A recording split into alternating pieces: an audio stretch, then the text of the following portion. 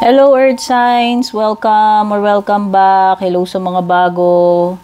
Welcome. Kung di pa po kayo nakasubaybay, don't forget to subscribe dito sa ating YouTube. Like and follow na rin yung ating FB, Instagram, TikTok. At sa mga loyal na followers, subscribers natin sa YouTube and Facebook, maraming salamat sa pagbalik-balik, sa palaging pagsubaybay. Sobrang na-appreciate ko po yan. And God bless sa inyo. Personal reading services, may bayad po. No? Pero sa mga interesado mag-book, mag-inquire, dumiretso lang po kayo sa aking FB page, no? Mag-PM kayo doon kung balak nyo mag-book, mag-inquire. And by the way, ubos na yung slots natin para sa buwan ng Marso. Tingnan nyo na lang, nagpo-post ako ng mga update doon. May mga calendar doon, makikita nyo ano yung mga available na araw. Marami po kasi talaga nag-a-avail ng personal readings natin. Pila talaga yan.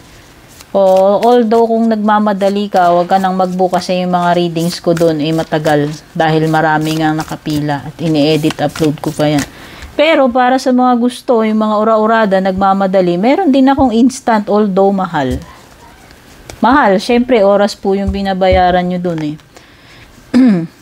Ganun yun, yung availability ko po yung binabayaran ninyo. Syempre pati yung quality ng reading din. Kasama yan. Time is gold po kasi. Bawat minuto mahalaga. Brown Bear Spirit. Take time out. Taurus. Taurus tayo ha.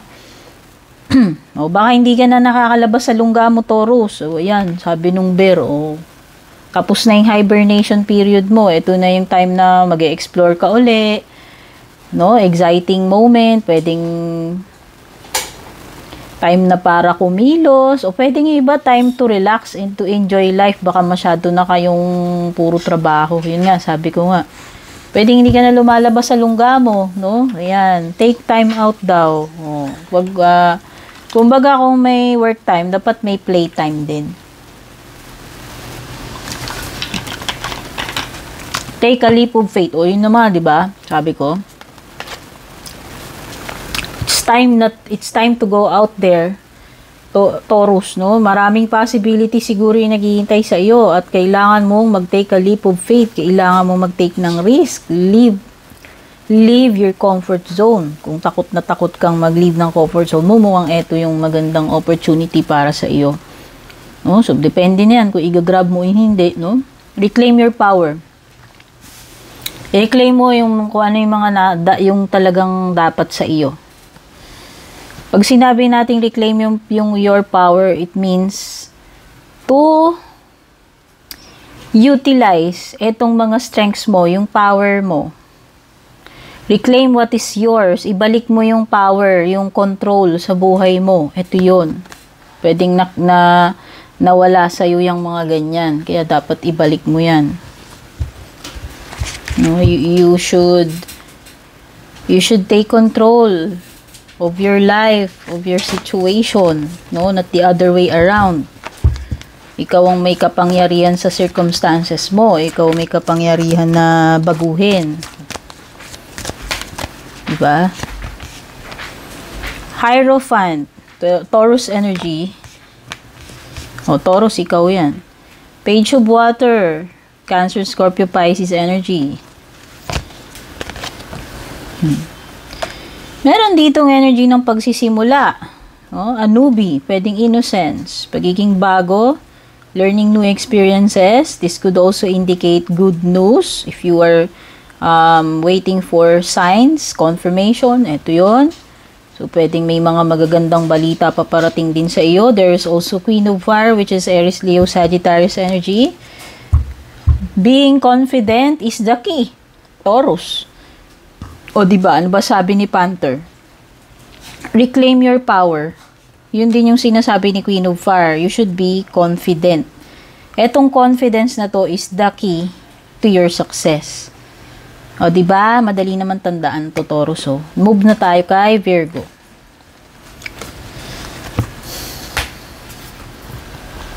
Hello, Virgo. Ito yung gabay mo. March 3 to 4. Or kung kailan mo matsyempohan.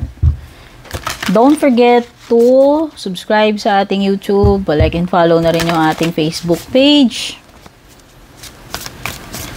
Personal reading services, dumiretso kayo sa aking legit na FB page. Mag-PM kayo doon kung balak nyo mag-book or mag-inquire. You have here the owl. Believe in yourself, the squirrel spirit, and grasshopper. Take a leap of faith. Uy! So, bukod dun sa take a leap of faith na sinasabi dyan, like taking a risk, taking a chance, pakikipagsapalaran, is parang may na-feel ako na parang balak mong lumipat. Hopping no? So, pwedeng may paglilipat na ginagawa or pinaplano or mangyayari in the future, no? You see clearly now, ibig sabihin, malinaw yung mga goals mo, malinaw yung mga plano mo, malinaw ang vision mo ngayon, no? Ibig sabihin, yung isip mo very sharp, very clear. Lalong-lalo na sa specific na goal na gagawin mo, no? Very focused and clear yung isip mo towards a goal or towards something. Believe in yourself. Maniwala ka sa mga talents mo, skills mo, abilidad mo. Ayan ang key to success. And of course, yung take a leap of faith. Minsan kasi, kailangan talaga natin minsan, sumugal, mag-try. Kasi hindi natin malalaman kung magiging successful tayo kung nandun lang tayo, hindi natin inaangat yung paa natin. 'Di ba? Ayan. So, kailangan mo ring sumubok. Yun yung sinasabi dito. Lakasan mo yung loob mo. May mga specific na plano ka, naiisip, pero hindi ka naman nagli-live doon sa comfort zone mo. Parang wala rin. How will you know if this will work or this will be successful kung hindi ka naman nag-aangat ng kahit isang paa mo, no? So, ibig sabihin, you will never know unless you try.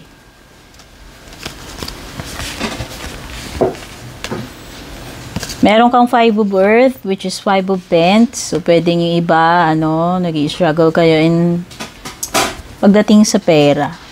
Possible na may mga problema sa pera. Pwedeng yung iba, rejection, nakaka-experience kayo ng rejection kung nag-a-apply kayo or kung hindi man about job applications. Pwedeng any form ng rejection or pagiging yung feeling na pwedeng walang tumutulong sa'yo, yung feeling na hindi ka welcome, isolated ka, feeling abandoned, alone, no? Or iniwan, kung literal na iniwan ka. Messenger of Fire, which is the Page of Wands, Aries, Leo, Sagittarius energy. This is good news. May matatanggap ka, pwedeng may kinalaman sa career, no? Basta may magandang balita na paparating sa iyo. Mensahe or balita na maganda. 7 of Air.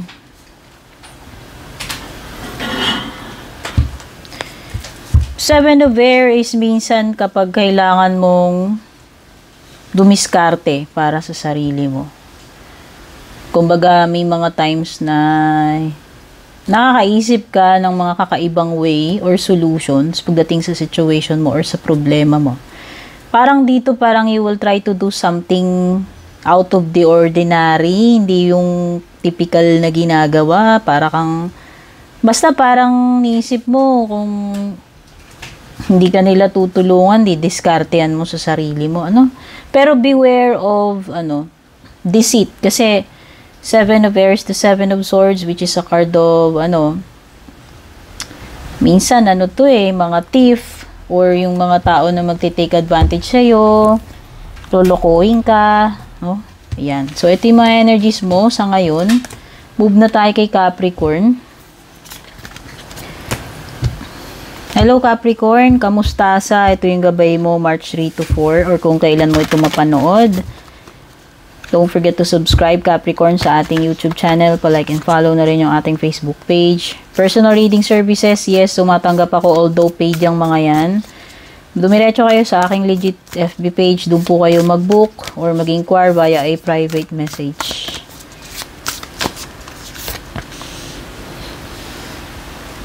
Take a leap of faith ka rin, Capricorn. Oh, kailangan, ang daming energies dito. May mga signs na nakakakuha na kailangan yung makipagsapalaran, sumugal, sumubok, lakasan nyo yung loob nyo, no? Ayan. O baka yung iba kasi dito medyo matagal na kayong nasa comfort zone ninyo, hindi na kayo gumagalaw dyan, wala nang progress, may blockages. So, it's time na makipagsapalaran. It's time na mag-try. O. Kung naging successful ka, then good. Kung hindi naman, gamitin mo yun as motivation to improve yourself, no? Yun lang yun eh, try and try until you succeed. Eh, kung nag-fail ka, then try again, di ba? Life is speeding up. Uy, may mga bagay dito na mabilis na. Pwedeng iba, malapit na yung ano,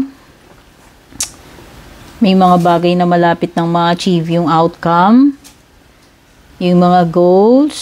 So, may mga bagay dito na parang bumubulusok.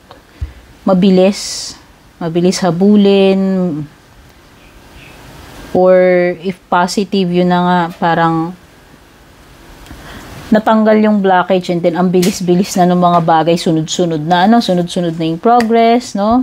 A time to collaborate daw, Capricorn. Maybe this is teamwork pagdating sa trabaho or pwedeng sa bahay, sa family. No? Yung tipong you will work with other people, meet other people, communicate with them, makikisama ka, no? Teamwork, unity, cooperation yung team nito. So, may mga bagay dito na dapat pagtulungan, no? May mga bagay na hindi mo alone kaya. Kailangan mo ng support or ng tulong ng ibang tao. Collaboration, pwedeng mga bagong projects. May mga makakasama kang bagong katrabaho. Contacts. 7 of Fire. May mga bagay na dapat ipaglaban mo para makuha mo yung outcome na gusto mo. May mga bagay na dapat persistent ka. Huwag kang panghihinaan ng loob. Kumbaga talagang desidido ka na na ipaglaban, gawin yung dapat mong gawin. Huwag mong susukuan kahit na maraming kontra, maraming sagabal, or maraming harang,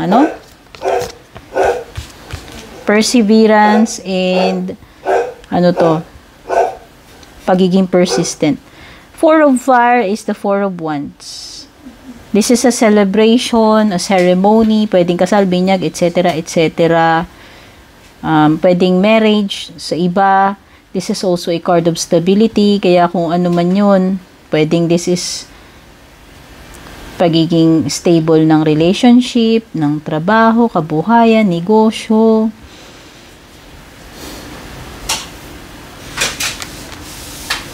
May mga bagay na dapat ipag-celebrate or may mga okasyon. Or building a foundation. Sabihin na natin.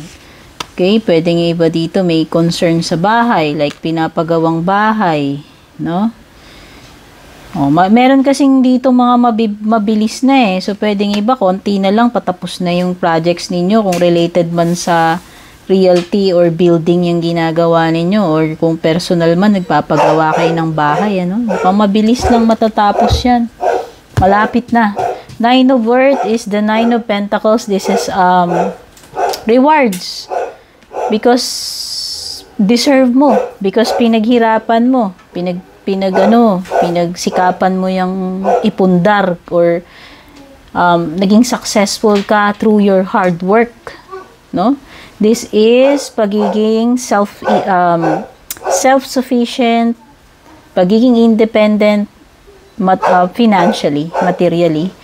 So this is you enjoying the fruits of your labors, Capricorn. So congratulations at magbubunga itong mga kasipagan mo, pinaghirapan mo.